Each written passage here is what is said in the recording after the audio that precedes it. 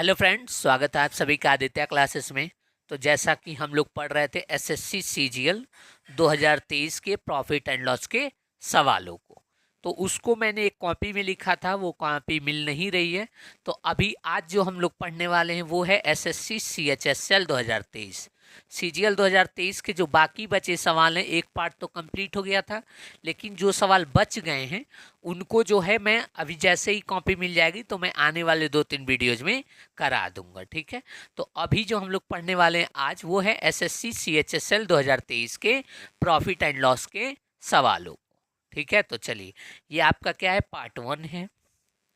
इसके जो है आपके 2 पार्ट आएंगे। पार्ट 1 में हम कुछ सवालों को देखेंगे, बाकी बचे सवालों को पार्ट 2 में देखेंगे। ठीक है, तो चलिए शुरू करते हैं। पहले सवाल एसएससी सीजीएल 2023 का प्रॉफिट एंड लॉस का देखिए। चलिए देखिए, पहला सवाल एसएससी सीजीएल 2023 का प्रॉफिट एंड लॉस का। A mobile is marked at 25% above its cost price. एक मोबाइल का अंकित मूल्य उसके क्रय मूल्य से 25% ज़्यादा है, तो उस मोबाइल को कितने प्रतिशत के छूट में बेचा जाए ताकि उसे 5% का लाभ हो, ये आपसे पूछा है। तो देखिए, मान लीजिए आप ही हैं और आपके घर में मोबाइल का दुकान खुल गया, तो आपसे मान लीजिए आपने पढ़ लिया है, तो आपसे सवाल पूछा जाएगा कि भाई देखो, मैंने ये मोबाइल इतने में ख़रीदा है और मैं इसको 25% ज़्यादा मूल्य अंकित कर रहा हूँ। अब मेरा मोटो है कि मैं 5% डिस्काउंट, सॉरी 5% प्रॉफिट कमा लूँ, तो बताओ मैं इस पर कितना छूट दे दूँ कि इस पर 5% का हमें नेट अंतिम में प्रॉफिट बच जाए। ठीक है, सवाल समझ में आया? तो देखिए, इसको करने के कई सारे तरीके हैं, मैं आपको 2 तरीके बताता हूँ। सबसे पहला तरीका देख लीजिए। सबसे पहले मान लीजिए कॉस्ट प्राइस जो है वो 100 है। कॉस्ट प्राइस क्या है? 100 है। ठीक है, आगे मार्क प्राइस जो है 25% ज़्यादा है, यानी कि जो मार्क प्राइस है वो कितना है? 125 है। 100 का सामान है, उसको 25% ज़्यादा अंकित किया, यानी कि उसको 125 में अंकित किया। अब वो चाह रहा है 5% प्रॉफिट कमाना, तो सर जी वो 100 के सामान को 105 में बेच देगा तो उसे 5% का प्रॉफिट मिल जाएगा। बोलिए, कोई दिक्कत? प्रॉफिट का मार्क प्राइस से कोई लेना देना नहीं है। दोबारा रिपीट कर रहा हूँ, प्रॉफिट का मार्क प्राइस से कोई लेना देना नहीं है। प्रॉफिट का लेना देना है कॉस्ट प्राइस से। तो 5% का प्रॉफिट चाहिए, तो 100 के सामान को 105 में बेच देगा तो उसे 5% का क्या हो जाएगा? प्रॉफिट हो जाएगा। ठीक है, ये बात समझ में आई। अब यहाँ पे बात ये है कि उसका अंकित मूल्य है 125 रुपये, और आपने दुकानदार को बता दिया कि भाई देखो, इसका 125 रुपये अंकित मूल्य है, तुम इसको 105 में बेच दोगे तो तुम्हें 5% का लाभ मिल जाएगा। ठीक है, अब देखिए, तो 125 के सामान को तुम बेच देना 105 रुपये में, यानी कि सर जी तुम इस पे 20 रुपए का डिस्काउंट दे देना। कितने का डिस्काउंट देना? 20 रुपए का डिस्काउंट दे देना। तो उसे रुपया में डिस्काउंट नहीं जानना है, उसे जानना है कितने प्रतिशत का छूट में दिया हूँ, परसेंटेज में जानना है। तो देखिए, डिस्काउंट है 20%, 20 है अपॉन डिस्काउंट का लेना देना किससे होता है? मार्क प्राइस से। डिस्काउंट का लेना देना किससे होता है? मार्क प्राइस से। तो 20 है और यहाँ मार्क प्राइस क्या आ गया? 125 गुणे 100। ठीक है, ठीक। 25 से 5 बार में गया, 25 से 4 बार में गया, 5 से 20 भी 4 बार में गया, तो 4 चौक क्या आ गया? 16%। यानी कि आप जो है उस सामान को 16% छूट दे दीजिए, तब भी उस पर 5% का क्या मिल जाएगा? लाभ मिल जाएगा। बोलिए, कोई दिक्कत आई इस सवाल में? नहीं आई? चलिए, अब आपको जो है ये सिंपल सीधा तरीका था जो मैंने बता दिया। दूसरा तरीका भी है, आप चाहें तो इसे रेशियो से कर सकते हैं, वो मैं आपको छोड़ रहा हूँ। आप इसको एक बार रेशियो से खुद से ट्राई करिएगा और आपसे ये हो जाएगा। ठीक है, ये तो इजी तरीका था जो मैंने बता दिया। दूसरा तरीका रेशियो मेथड, उसको आप खुद लगाइए और इसको सॉल्व करिए। ठीक है, चलिए दूसरा सवाल देखते हैं। चलिए देखिए, दूसरा सवाल the marked price of an item is 25% more than it's cost price. एक वस्तु का अंकित मूल्य उसके क्रय मूल्य से 25% ज़्यादा है। If a discount of 10% is given on the marked price, find the gain percent. यानी कि अंकित मूल्य पर 10% का छूट भी दिया जाता है, तो बताइए उसे नेट कितने प्रतिशत का लाभ हुआ, ये आपको बताना है। लाभ क्यों होगा? क्योंकि सर जी जितना मैं खरीद के लाया है उससे 25% ज़्यादा अंकित किया है और 10% का छूट भी दे दिया है, तो उसे कुछ ना कुछ तो लाभ होगा ही होगा। ठीक है, तो देखिए सीधे सीधे आपको सक्सेसिव लगा देना है। 25% प्राइस बढ़ गया, फिर 10% घट गया, यही है माइनस 25 गुणे 10/100। तो 25 में से 10 जाएगा तो क्या आएगा? 15 आ जाएगा। ठीक है, माइनस 2.5। तो देखिए मैंने आपको ये बात बता रखा है कि सीधे सीधे आपको जब भी पॉइंट में घटाना हो तो उसके बाद वाले डिजिट में एक जोड़ दीजिए सीधे सीधे। तो 15 है, इसमें 2 घटाना है तो आप 2 मत घटाइए, आप 3 घटा दीजिए। तो 15 में से 3 घटाएंगे तो क्या आएगा? 12 आएगा। तो आंसर आपका 12 होगा, यानी ऑप्शन नंबर डी 12 पॉइंट क्या आ जाएगा? 5% आ जाएगा। ठीक है, सीधा फार्मूला लगाएं, 10 सेकंड में उत्तर आ गया। ठीक है, तो हम आपको दूसरा तरीका बता देते हैं। जितने तरीके होते हैं वो सारे मैं आपको बताऊंगा। देखिए कॉस्ट प्राइस हम मान लेते हैं 100 था, तो मार्क प्राइस 25% ज़्यादा है, तो मार्क प्राइस कितना हो जाएगा? 125 हो जाएगा। 10% का छूट दिया जा रहा है, 10% का क्या दिया जा रहा है? छूट दिया जा रहा है। तो 125 में 12.5 घटाएंगे तो क्या आएगा? 112.5। ये क्या आ जाएगा? सेलिंग प्राइस आ जाएगा। ठीक है, ठीक है, तो उसका वस्तु का क्रय मूल्य कितना था? 100। बेच कितना रहे हो आप? 112.5 में, तो फायदा कितने का हो रहा है? 12.5 का क्या हो रहा है? फायदा किस पे? 100 पे। तो यही क्या हो जाएगा? परसेंटेज हो जाएगा। 100 रुपये पर होने वाला फायदा क्या कहलाता है? परसेंटेज प्रॉफिट कहलाता है। तो देखिए कितने का फायदा हुआ? 12.5 का अपॉन 100 गुणे 100, तो 100 कट जाएगा, 12.5% का क्या आ जाएगा? प्रॉफिट आ जाएगा। ये रहा दूसरा तरीका। एक तरीका है रेशियो वाला, वो आप लोग खुद से ट्राई कर लीजिए, कोई ज़रूरत नहीं है, लेकिन आपको आना जरूरी है। तो एक बार आप इसको होमवर्क के तौर पे इस सवाल को रेशियो से भी लगा करके सॉल्व करेंगे। ठीक है, ठीक है ना? जरूरी नहीं है कि यही डिजिट आ जाए, हो सकता है एग्जाम में 16/2/3% आ जाए, तब आपका ये सारा मेथड फेल कर जाएगा।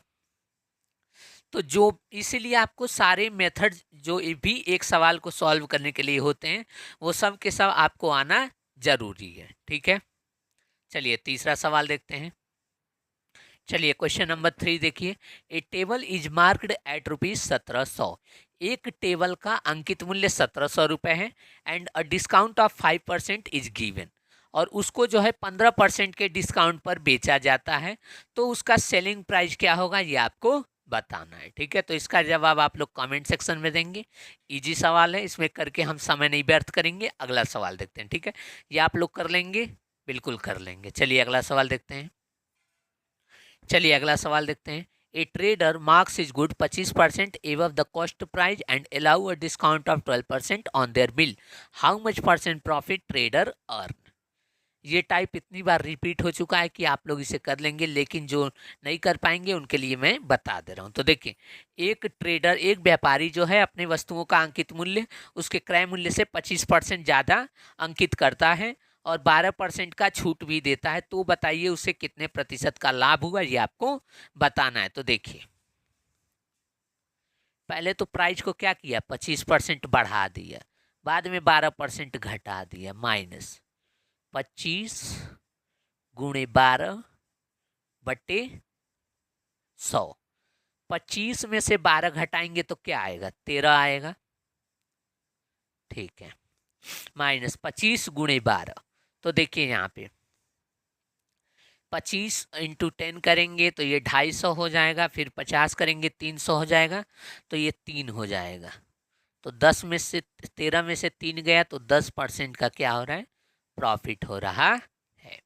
ठीक है, तो जब भी परसेंटेज इजी दिया हो आप तुरंत ए और बी का फार्मूला लगाएंगे। ठीक है ना, जल्दी से यदि आपको सवाल सॉल्व करना है तो पहले तो आपको ये सब नहीं लिखना है, सीधे सीधे मन में देखना है 25 में से 12 घटाएं 13 आया, यहाँ देखिए 13 आया, 25 में 12 का गुणा किए, यानी कि 25 में 10 का गुणा करेंगे तो 250 और 2 का गुणा करेंगे तो 50, 250 और 50 को जोड़े 300, 300 में 2 जीरो कैंसिल, बचा 3, आ गया आंसर 10 में से 3 गया, सॉरी 13 में से 3 गया 10%। ठीक है, आपको बस इतना करना है, बस ये लाइन आपको वहां पे लिखने की आवश्यकता नहीं है। ठीक है, इतनी प्रैक्टिस कर लीजिए कि आप ये चीज मन में ही कर सकें और सीधे यहाँ पे पहुंचे, बस।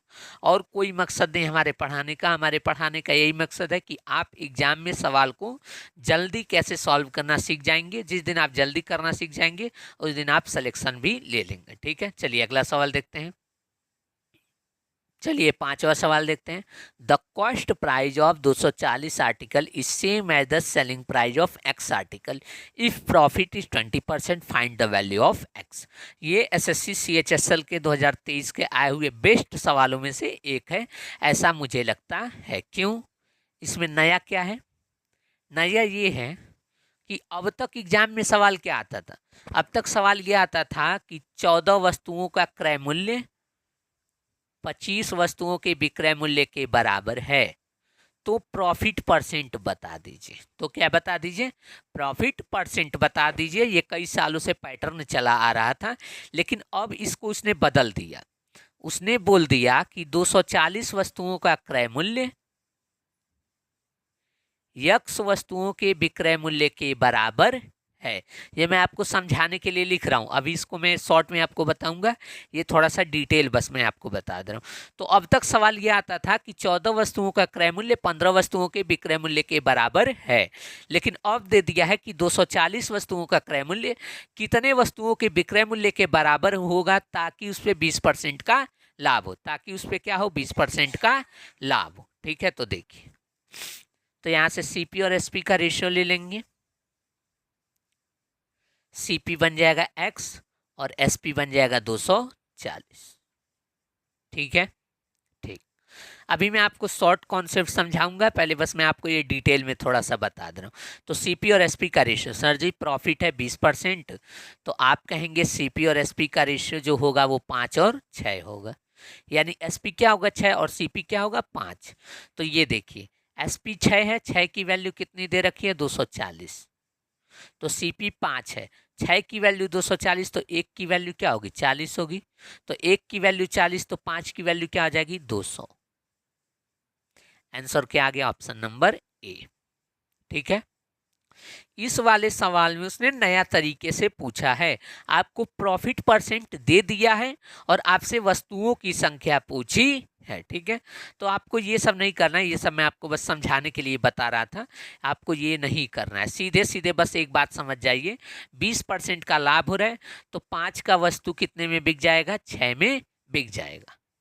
ये क्या है? रेशियो है रुपया का। किसका रेशियो है? प्राइज का रेशियो है। तो आर्टिकल का रेशियो क्या होता है? आर्टिकल का रेशियो इसके उल्टा होता है, इसके उल्टा होता है। तो 6 वस्तुओं का क्रय मूल्य, तो 6 वस्तुओं में 6 की वैल्यू 240 है, तो 1 की वैल्यू 40 आ जाएगी, तो 5 की वैल्यू क्या होगी 5 गुणे 40, यानी कि 200 वस्तुओं के विक्रय मूल्य के बराबर होगा, तब जाके उसे 20% का लाभ होगा। मैं दोबारा रिपीट कर रहा हूं, क्यों? क्योंकि ये प्रश्न थोड़ा नया है। आपको क्या करना था? सीधे सीधे देखना था, 20% का लाभ हो रहा है, तो सर जी 5 का सामान 6 में बिका, लेकिन ये रुपया का रेशियो है। किसका रेशियो है? रुपया का। और हमको रेशियो किसका चाहिए? आर्टिकल का चाहिए, तो इसका उल्टा कर देंगे तो आर्टिकल का रेशियो आ जाएगा। बस यही बात आपको सिखानी थी, और बाकी सब आप मेरे से बेहतर जानते हैं। ठीक है, चलिए अब अगला सवाल देखते हैं। चलिए देखिए, ये डिसऑनेस्ट शॉपकीपर का सवाल है, प्रॉफिट एंड लॉस का ही टॉपिक है। A man sells rice at 8% profit and uses a weight 25% less than the actual measure, what is his profit percent. यानी कि एक व्यक्ति जो है चावल को 8% के लाभ पर बेचता है, लेकिन उसे इससे संतुष्टि नहीं मिलती, तो वो क्या करता है, वो जो है 25% कम तौल करके देता है। यानी देना चाहिए 1000 किलो, तो देगा कितना, 25% कम, यानी कि 750 ग्राम ही देगा। तो बताइए उसे कितने प्रतिशत का लाभ हुआ, ये आपको बताना है। तो देखिए, जो बेईमानी होती है वो दो तरह से होती है, एक तो खरीदते समय और एक बेचते समय।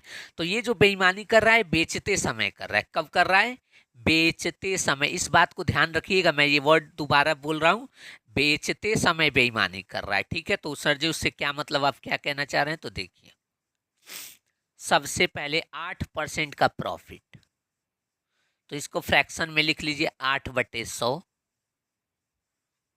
काटना चाहें तो काट दीजिए, 4 से काटेंगे 2 बार में, 4 से काटेंगे 25 बार में। ठीक है, ठीक। तो 25 का जो सामान है वो आपने बेच दिया कितने में, 27 में, तो आपको 8% का लाभ हुआ। ये बात समझ में आई?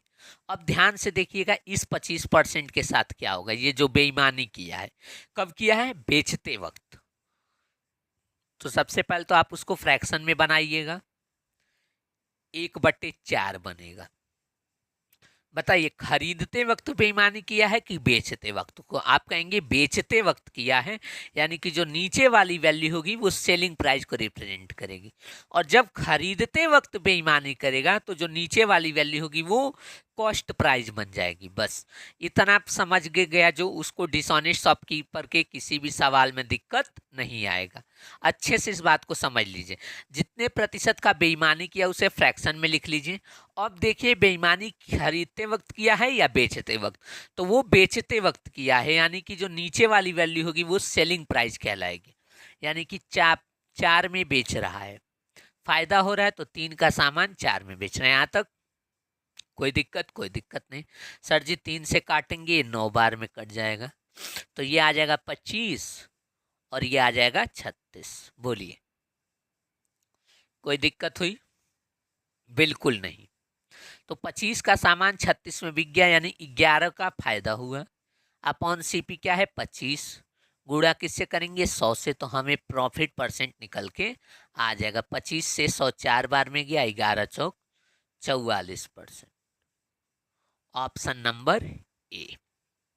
ठीक है, मैंने आपको इस सवाल से डिसऑनेस्ट शॉपकीपर के सारे सवालों में जो ट्रिक लगती है वो मैंने इसी सवाल में आपको समझा दी है। बस जो व्यक्ति इस सवाल को अच्छे से, जैसे जो मैंने समझाने की कोशिश की है, वो यदि उस बात को समझ गया होगा तो उसके लिए जो है प्रॉफिट एंड लॉस में डिसऑनेस्ट शॉपकीपर से कोई भी सवाल छूटेगा नहीं। ठीक है, चलिए अगला सवाल देखते हैं, क्वेश्चन नंबर 7। चलिए देखिए अगला सवाल, ए shopkeeper earn A profit of 20% after offering a discount of 10% on the marked price of an electric mixture, what is the cost price of mixture having marked 6500। कह रहा है कि एक दुकानदार को जो है 20% का लाभ होता है 10 अंकित मूल्य पर 10% छूट देने के बाद।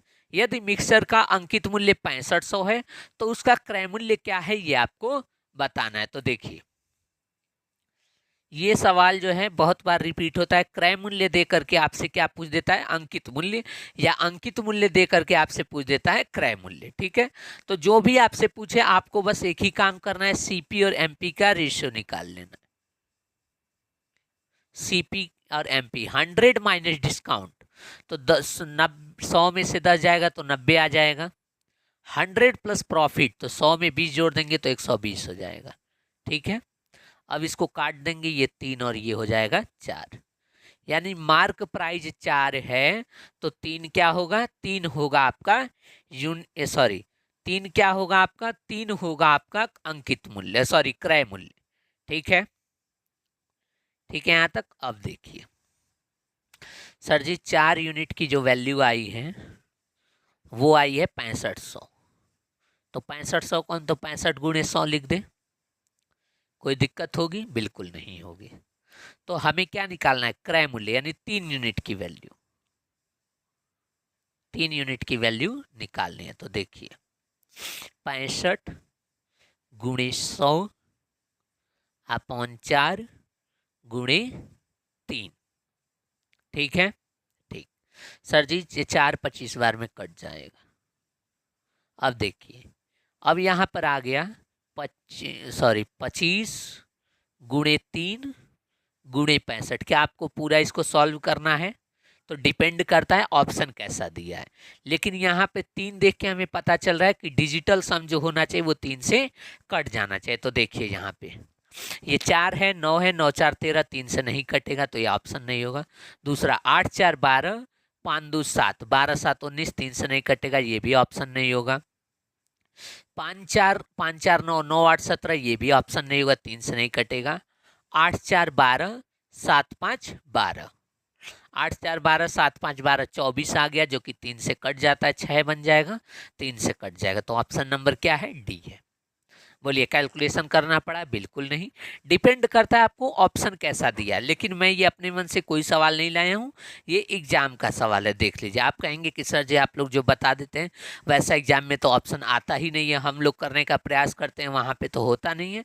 तो ये सवाल उसका लाइव एग्जाम्पल है, आप खुद देख लीजिए। चारों ऑप्शन यही थे SSC CHSL 2023 के पेपर में, और आपको जो है सिर्फ 3 देख करके मल्टीपल निकाल देना था और सॉल्व करने की आवश्यकता नहीं थी।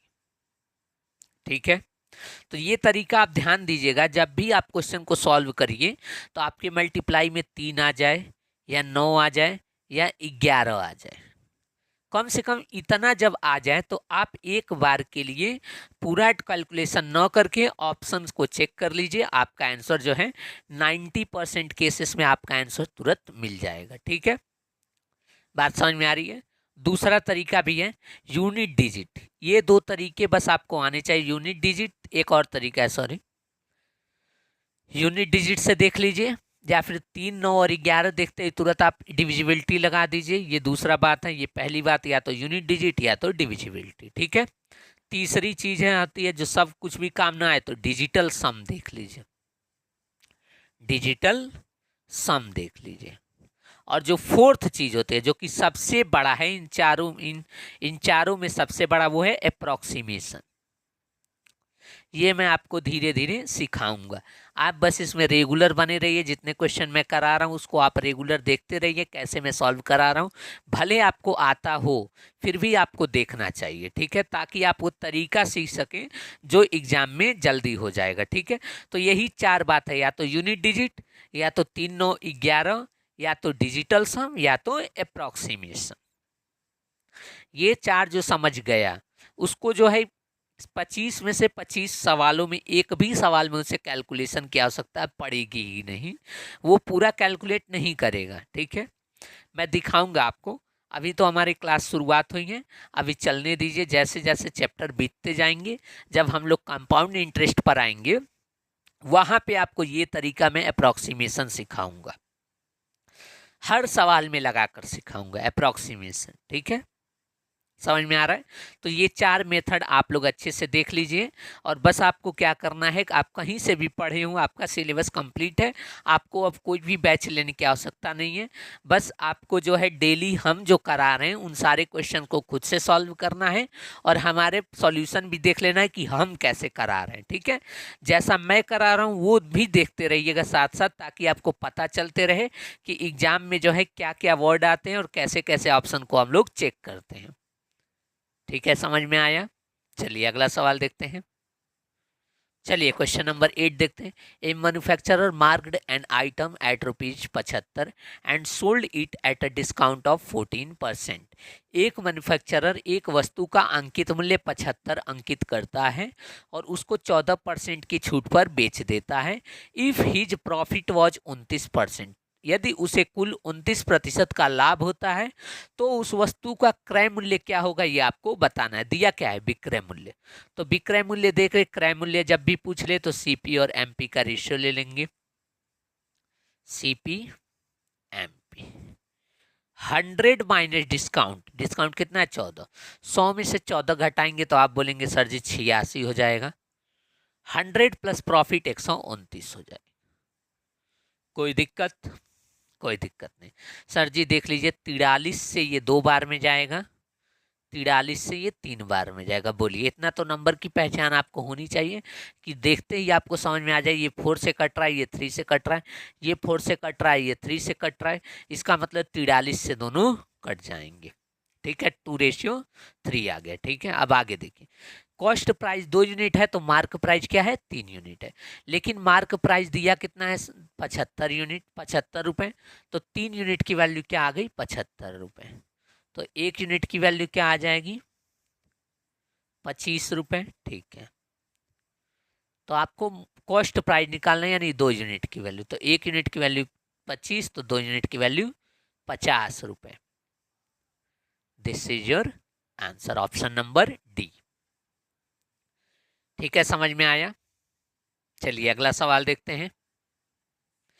चलिए 9वां सवाल देखिए, what is the single discount equivalent to 3 successive discount of 20%, 25% and 50%। ठीक है, यानी कि 3 क्रमागत डिस्काउंट छूट 20%, 25% और 20% का दिया गया, तो उसके इक्विवेलेंट सिंगल डिस्काउंट, एकल डिस्काउंट प्रतिशत क्या होगा, ये आपसे पूछा है। ठीक है, तो देखिए मैं आपको इस सवाल के अनुसार आंसर बताऊंगा। ठीक है, सॉरी, तरीका बताऊंगा। तो देखिए 20% और 20% इनका सक्सेसिव ले लीजिए। सीधे आप कहेंगे, यदि आपने कंपाउंड इंटरेस्ट पढ़ा होगा तो 20% और 20% का सक्सेसिव क्या होता है, 44%। ठीक है, ठीक। फिर 44 के साथ 25% को लगा लीजिए। ठीक है, माइनस 44 गुणे 25/100। ठीक है, बोलिए, कोई दिक्कत, कोई दिक्कत नहीं। अब इसको काट देंगे तो देखिए सर जी, 25 से 4 बार में जाएगा, 4 से ये 11 बार में जाएगा। ठीक है, तो 44 है, 25 है, 25 में से 11 गया, बचा कितना, 14। तो 44 + 14, तो आंसर क्या आ जाएगा, 58। ठीक है, 58 आ गया। तो टोटल जो उसको डिस्काउंट मिला है, सिंगल डिस्काउंट, वो किसके बराबर है, टोटल उसको 58 यूनिट में वो वस्तु बिक जाएगी। तो डिस्काउंट कितने का दिया, 52 का दिया। बोलिए, कोई दिक्कत। ये जैसा सवाल था, जैसा डिजिट दिया था, उस अनुसार मैंने आपको बता दिया। सीधे सीधे आपको 20% और 20%, 20 40 और 20 गुणे, सॉरी, एक सेकंड, यहाँ थोड़ी सी गड़बड़ हो गई है। देखिए यहाँ मैंने कंपाउंड इंटरेस्ट लगा दिया, नहीं लगाना था, ध्यान से देखिए। 20 और 20 तो होता है 40, 40 में से 4 जाएगा, आएगा कितना, 36। तो 25% + 36% माइनस 25 गुणे 36/100। ठीक है, ठीक। 25 और 36 कितना होता है, 6 5 11 61, माइनस 25 से 4 बार में कटा, 4 से 9 बार में गया, तो 61 में से 9 कम करेंगे, क्या आ जाएगा, 52% आ गया। 61 में से 9 कम करेंगे, क्या आएगा, 52%। मैंने यहाँ कंपाउंड इंटरेस्ट लगा दिया था, जो कि होता है 3 सक्सेसिव कंपाउंड इंटरेस्ट, 3 साल का, वो 2 साल का, वो मैंने लगाया, जो कि इसमें नहीं लगेगा, डिस्काउंट है, तो यहाँ कुछ चीज़ें वेरी करेंगी। तो देखिए बात ये थी कि 20 20 40 होता है, 20 गुणे 20 400 होता है, जिसमें से 2 जीरो काटा, बचा 4, तो 40 में से 4 गया, आया 36% का डिस्काउंट। तो इन दोनों को काट दीजिए और समझिए 36% का एक डिस्काउंट दिया गया, और उसके बाद दिया गया 25% का डिस्काउंट। तो एक 36% का डिस्काउंट और एक 25% का डिस्काउंट, दोनों को जोड़ देंगे, माइनस 25 गुणे 36/100। 25 से 100 4 बार में, 4 से 36 9 बार में, 25 और 36 61, 61 में से 9 गया, आ गया 52%। ठीक है, समझ में आया। चलिए अब इससे आगे के सवालों को हम लोग अगले पार्ट में देखेंगे। तो थैंक यू फॉर वॉचिंग, मिलते हैं नेक्स्ट पार्ट में प्रॉफिट एंड लॉस के सवालों के साथ।